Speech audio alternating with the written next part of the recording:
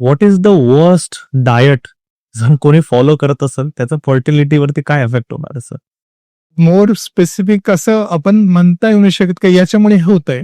तुम्ही बघा, हिरवे पालेभाज्या कमी झालेल्या आहेत, फळं कमी झाले मुलांच्या जीवनामध्ये.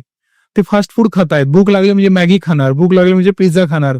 मग माझ्याकडे केळी असते तरी मी ते खाणार नाही आणि मी लगेच एक पिझ्झा मागवणार किंवा मी काहीतरी सँडविच मागवणार.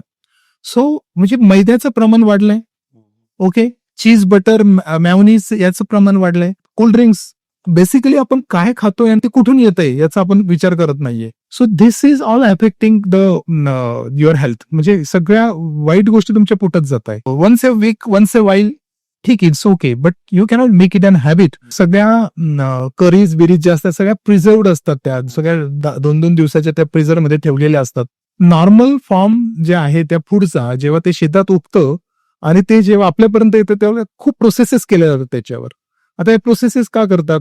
त्याची टेस्ट चांगली असावी म्हणून, ते जास्त दिवस राहावं म्हणून, किंवा त्याला ट्रान्सपोर्टेशन त्याचं इझी व्हावं म्हणून, पॅकिंग चांगलं अट्रॅक्टिव्ह व्हावं म्हणून, त्या सगळ्या प्रोसेस त्याच्यावर जेव्हा केल्या जातात तर त्याच्यावर खूप केमिकलचा इफेक्ट यूज केला जातो. आपण अजून एक्सपायरी डेट पण बघत नाहीये का, काय एक्सपायर आहे का, आपण त्या काउंटरवरच्या बॅगमध्ये टाकतोय. तर ती आपल्याला सगळ्यांना सवय लावावं लागेल.